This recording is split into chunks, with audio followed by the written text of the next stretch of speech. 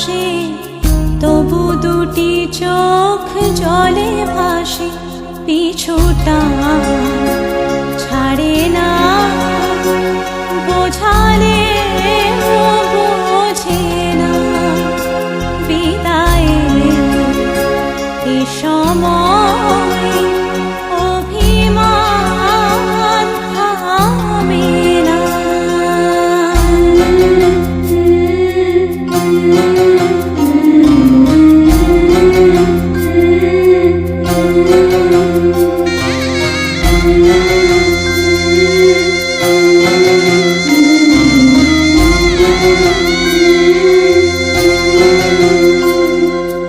মনে পড়ে যায় সারা বাড়িময় ছেলেবেলা দিন কাটানো সময়।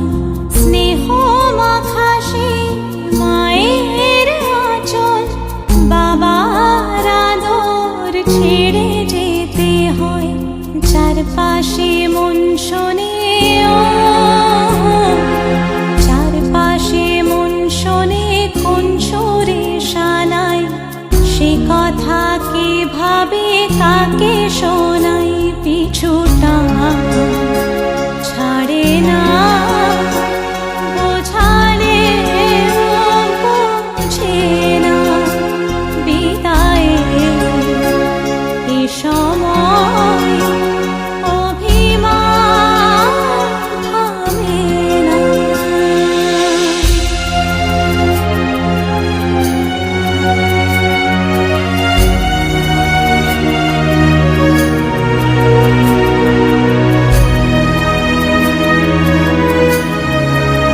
হ্যালো বন্ধুরা, গুড মর্নিং।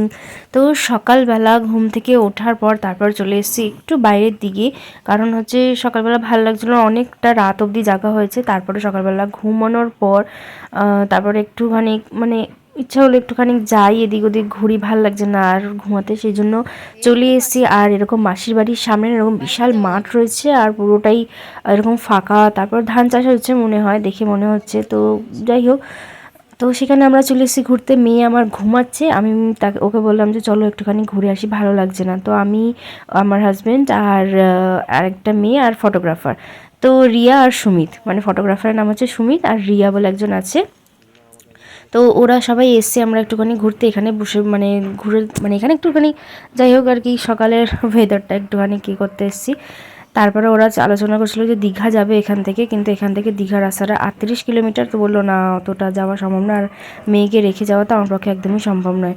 তো এখানে সকালবেলায় এই চুড়িদারটা পরেছে, আর এই চুড়িদারটা কিন্তু মায়ের, এটা কিন্তু একটা নায়রা কাট চুড়িদার আছে, পুরোটা তোমাদের দেখানো হয়নি। তো এটা নায়রা কাট চুড়িদার আছে। তো চলো, আর এই যে দেখো মেয়ে আমার, তো মেয়ে আমার ঘুম থেকে উঠেছে, ওকে এই জাম্পস্যুটটা পরিয়ে দিয়েছি।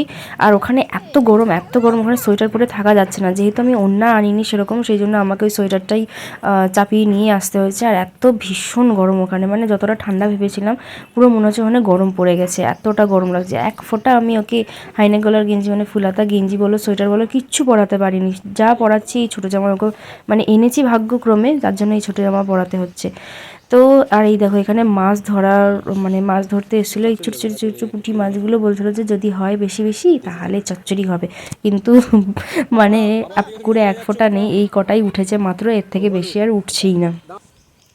তো এই পুকুরে এই যে জাল ফেলছে, কিন্তু জালে শুধুমাত্র ওই মানে নোংরা যেগুলো পুকুরে থাকে না, নোংরাগুলো সেইগুলো শুধু উঠছে, মানে যেখানে যেদিকে জাল ফেলছে তার উল্টো দিকে মাছগুলো চলে আসছে। তো সেই জন্য পুকুরে কিছুই উঠছে না মাছ, ওই কটাই মাছ উঠেছিল। আর এখানে সে মাছ তোলা দেখে আমার মেয়ে আর আমার জায়ের মেয়েরা তো ভীষণ এক্সাইটেড। আমার যা শুয়ে আছে, তো ওরা এখানে ঘুরঘুর ঘুরঘুর করছে, ওরা ওদের মতো খেলছে, আরেকজনকে দেখো খালি গায়ে ঘুরছে, মানে এতটাই গরম লাগছে ওদেরকে। তো যাই হোক এখানে সবাই রয়েছে।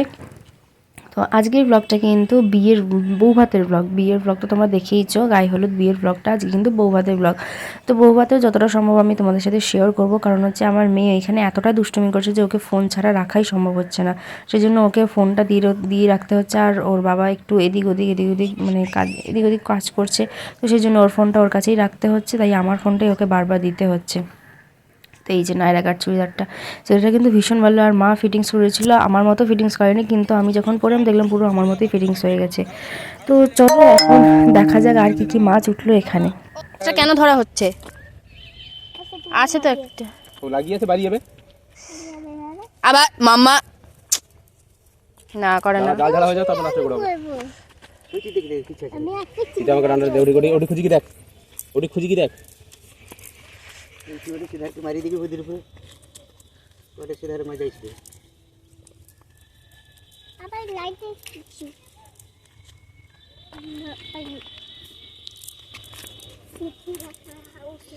সরো ওইদিকে সরো জল ছোটাবে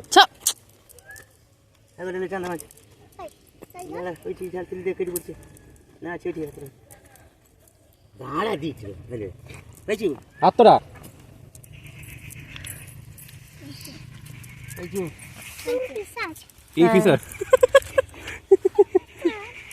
ইংলিশে নাম কই দিলা তো আনফর্চুনেটলি সেখানে হলো মাছ পাওয়া যায়নি। আর এটা দেখছো, এটা হচ্ছে আলু গাছ। এটা প্রত্যেকটা গাছের গোড়া শেকড়ে আলু হয়েছে। তো এটা আমি জানতাম না, আমাকে পুতুল মাসির বৌমা বললো এটা হচ্ছে আলু গাছ। তো দেখো প্রত্যেকটা গাছের শেকড়ে কিন্তু আলু হয়েছে।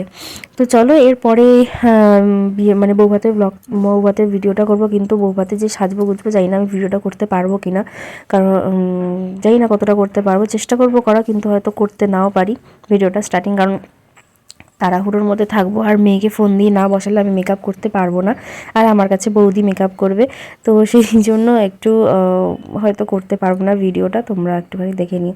তো চলো চাচা, দেখা হবে তোমার সাথে বৌভাতের ভিডিও নিয়ে। টাটা।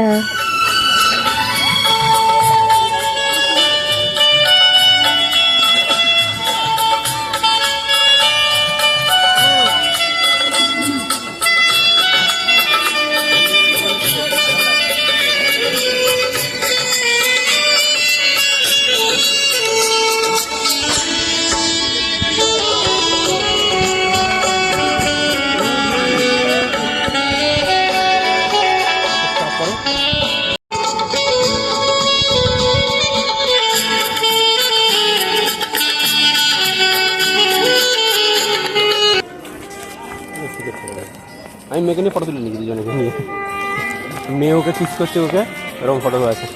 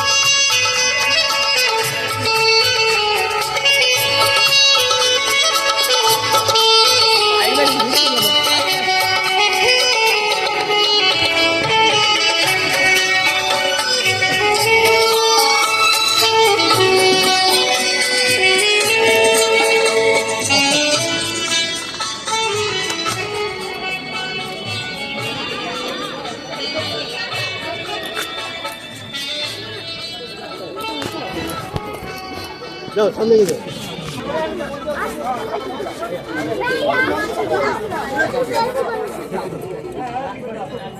আর পাপা কই ওর পাপা সেখানে আয়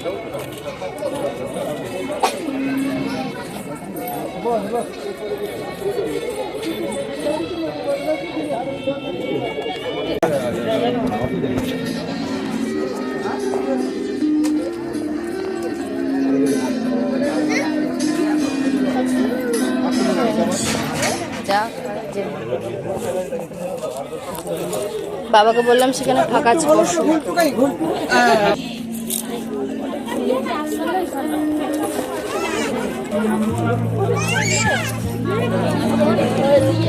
কটা ফুল সব দিয়ে দিয়েছে।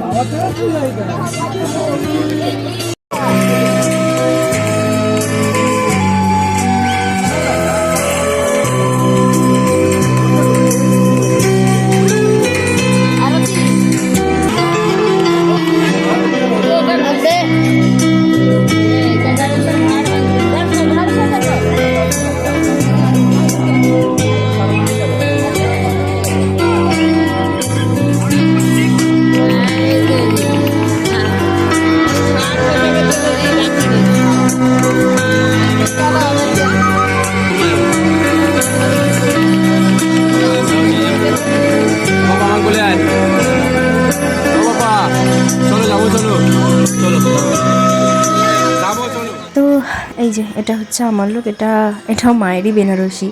তো আমার বেনারসিটা তো সবসময় পরি, সেই জন্য মায়ের বেনারসি। আর এই আই মেকআপটা আমি কিন্তু ফার্স্ট টাইম করলাম।